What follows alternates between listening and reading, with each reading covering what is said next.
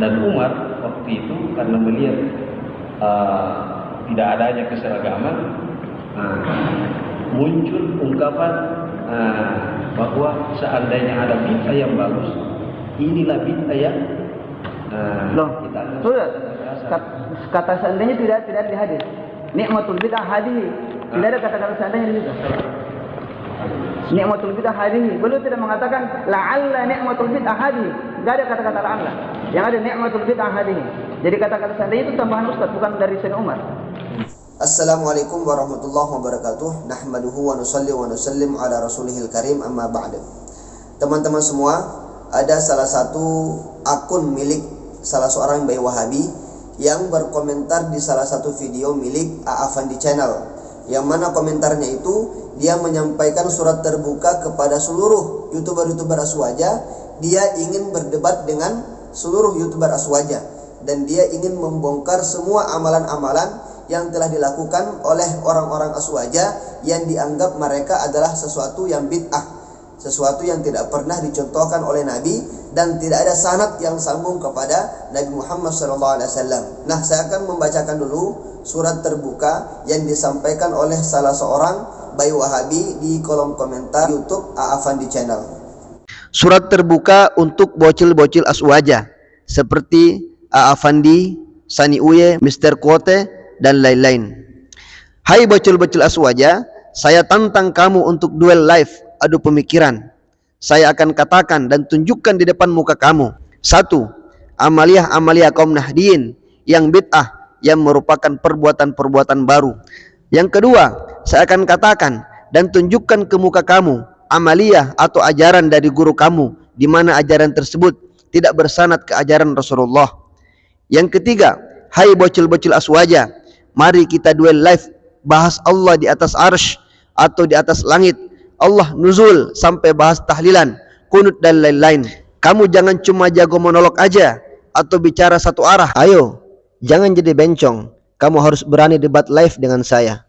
Tuh, saya sudah singgung-singgung NU, sudah saya singgung-singgung guru kamu juga. Masa sih kamu gak marah dan gak emosi sama saya? Ayo dong kita duel live. Masa jago ilmu nahwu sorof dan jago baca kitab takut duel? Cemen ah. Nah, itulah tadi teman-teman ya, salah satu komentar atau surat terbuka yang disampaikan oleh Bayi Wahabi kepada kami, yaitu YouTuber-YouTuber Aswaja yang senantiasa mengkonter dan membongkar kebohongan-kebohongan mereka. Jadi perlu Anda ketahui, wahai Wahabi-Wahabi, kami YouTuber-YouTuber Aswaja, kami santri-santri Ahlus Sunnah wal Jamaah tidak pernah takut ketika diajak untuk berdiskusi, baik secara langsung tatap muka maupun secara live maupun lewat telepon. Kami tidak pernah takut. Jika Anda memang ingin berdiskusi, silakan bikin channel YouTube, kemudian Anda live di channel YouTube Anda, kemudian kami akan naik dan kita akan berdiskusi secara live di sana. Atau paling tidak, silakan tinggalkan nomor telepon Anda, nanti kami akan menelpon Anda dan kita berdiskusi lewat telepon. Dan kalau Anda dekat dari sini, dekat dengan rumah saya atau dekat dengan tempat kami akan datang ke tempat Anda, atau tentukan tempat di mana dan kapan waktunya. Nanti kita akan datang ke sana dan kita akan berdiskusi secara tatap muka di sana. Itu kalau memang Anda berani. Tapi selama ini yang terjadi itu, kalian hanya berani berkoar-koar di kolom komentar, tapi ketika diajak diskusi, ketika diajak berdebat secara langsung, kalian langsung kabur, nggak ada kabar. Atau paling tidak kalian buat alasan-alasan. Katanya debat itu nggak boleh, debat itu mengeraskan hati, debat itu tidak diajarkan oleh Nabi, dan lain sebagainya. YouTuber-YouTuber Wahabi seperti Endan Jayaputra, Zulkarnain Al-Maduri, kemudian Harry Pras, itu sudah sering diajak live, diajak debat secara live, tapi tidak ada tanggapan dari mereka. Seperti Sani Uye. Sani Uye ini sudah sering mengajak Zulkarnain Al-Maduri untuk berdebat, tapi dia kabur terus. Makanya dia digelari Zulkarnain Al-Maduri El-Kaburi. Kemudian Harry Pras juga begitu. Harry Pras ini sudah sering diajak oleh Sani Uye untuk live, tapi dia nggak pernah tanggapi, dia nggak pernah mau. Senangnya cuman buat video mencaci maki ulama, membid'ahkan amalan-amalan yang dia sendiri minim ilmu terhadap amalan tersebut. Itulah kualitas orang-orang Wahabi. Nah, apalagi yang berkomentar ini, saya tahu Anda itu cuma hebatnya ketika berkomentar, tapi ketika kami tanggapi komentar Anda dan kami siap untuk berdebat, pasti kamu kabur. Pasti kamu tidak akan muncul lagi. Itulah kualitas Wahabi. Sama seperti Hari Pras itu, sama seperti Zulkarnain Al-Maduri itu, nggak pernah mau diajak untuk berdebat secara langsung. Kami tidak pernah takut untuk berdebat. Kami tidak pernah takut untuk berdiskusi. Nah, justru kalian yang menganggap diri kalian paling benar, justru kalianlah yang takut, kalianlah yang kabur. Wahabi El-Kaburi namanya. Kami pribadi pun sudah sering berdebat dengan orang-orang Wahabi, baik secara langsung tatap muka maupun lewat telepon. Sudah sering. Nah, mungkin kalian yang sudah lama mengikuti channel saya pernah melihat video saya berdebat dengan orang Wahabi secara langsung dengan ustadznya.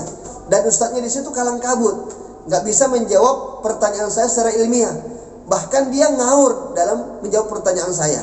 Nah, untuk menolak lupa, saya akan putarkan kembali video berdebat antara kami dengan salah seorang ustadz Wahabi yang sedang mengisi pengajian di salah satu masjid. Nah, ini deh videonya. Yang saya pertanyakan, poin pertama, masalah tidak boleh mengerjakan amalan kebaikan apapun kalau tidak ada contoh dari Nabi. Sedangkan dalam Al-Quran surah Al-Hajj Allah berfirman ayat 77, waf'alul khair la'allakum tuflihun. Ini kan khair af'alul itu kan umum. Tidak ada ayat yang mentakhsisnya. Tidak ada yang mentaksis. Itu umum, berarti kebaikan apa saja. Kebaikan apa saja walaupun tidak contoh dari Nabi. Dan itu sudah sahabat juga banyak kerjakan. Contohnya Sayyidina Bilal mengerjakan sholat wudu, tahiyatul wudu. Kemudian setelah itu Sayyidina Abu Bakar membukukan Al-Quran jadi satu mushaf. Ini kan nggak ada contoh dari Nabi. Kemudian Sayyidina Umar membuat tarawih berjamaah yang sebelumnya Nabi tarawih tidak pernah berjamaah. Ini kan juga tidak contoh dari Nabi dan tidak perintah dari Nabi. Kemudian ada juga tabi'in, ulama-ulama setelahnya yang mengerjakan amalan-amalan yang tidak pernah diperintah dan contoh oleh Nabi. Contohnya seperti Ibnu Taimiyah pernah sholat 300 rakaat dari habis isya sampai subuh, tidak pernah berhenti. Itu kan tidak ada perintah dan tidak contoh dari Nabi. Berarti saya membantah perkataan Ustaz yang tadi mengatakan setiap amalan itu harus ada contoh dari Nabi. Sedangkan Allah berfirman, waf'alul khair la'allakum tuflihun. Dan dalam hadis juga dikatakan, man sanna sunnatan hasanatan kana lahu ajruha wa ajru man amila biha bighairi ayyanqusu min ujurihim syai'. Ini kan barang siapa yang memulai perkara kebaikan yang baru, maka dia mendapatkan pahala kebaikan dan kebaikan orang yang mengerjakannya tanpa mengurangi pahalanya. Nah, itu mohon dijawab Ustaz. Soalnya ini menurut saya berbahaya kalau dipahami oleh masyarakat Mu'tazilah ini, Ustaz. Karena saya juga bertanggung jawab di sini untuk menegakkan kepahaman mereka. Karena di sini keluarga saya semua, Ustaz. Saya tidak mau mereka ini terjangkit dengan pemikiran-pemikiran yang keliru. Nah, mohon dijawab, apa dalilnya Ustaz? Mengapa Ustaz mengatakan perbuatan yang baik itu harus dari Nabi? Harus ada contoh. Sedangkan Nabi mengatakan, man sanna sunnatan hasanatan kana lahu ajruhu wa ajru man amila biha bighairi ayyanqusu min ujurihim syai'. Atau kama qala Rasulullah SAW. Nah, coba tolong dijawab Ustaz.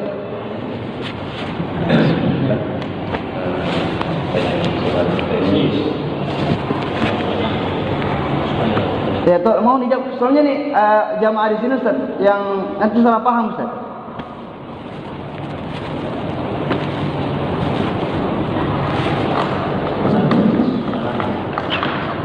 Nah, jadi tadi waf'alul khair. Ya. Yang dipahami di sini al-khair.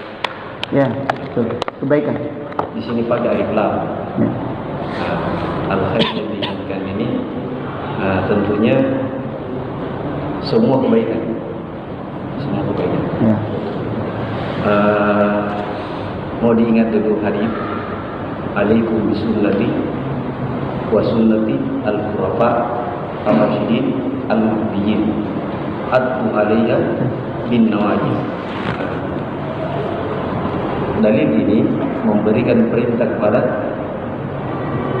sahabat yang hidup bersama Amirul Mukminin semua. Karena dikatakan alaikum bisunnati, wajib atas kalian terhadap sunnah Nabi. Wa sunnati, sunnah al-khulafa ar-rasyidin. Sunnahnya khalifah-khalifah yang lurus, al-mahdiyyin, yang mendapat petunjuk.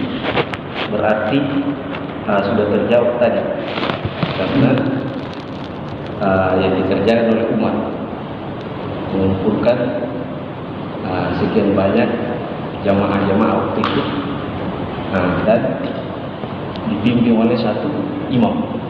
Berarti kita ini dituntut mengikuti apa yang dicontohkan oleh para ulama ini, khalifah ini, diikuti. Terus kalau mengenai tadi Man sanna sunnatan hasanatan fala tu'ajju ka ajri fa'ili. Kalau kita kembalikan ke tadi,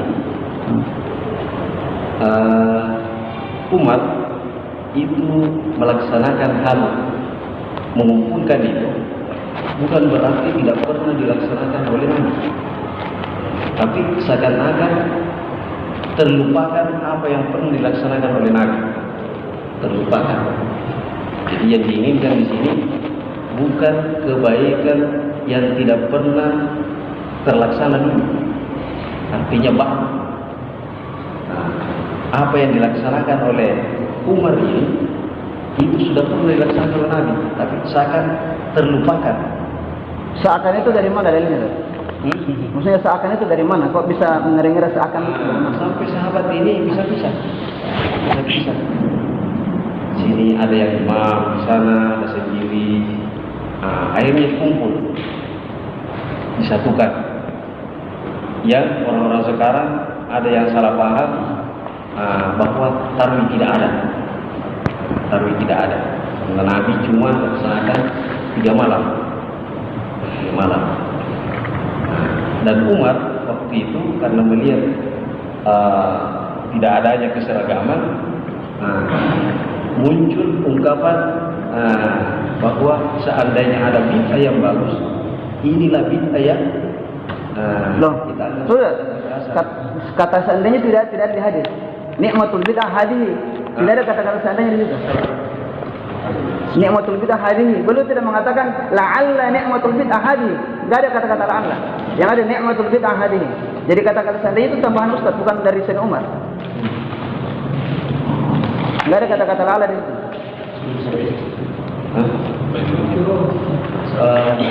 Kita pilih pending dulu, insyaallah.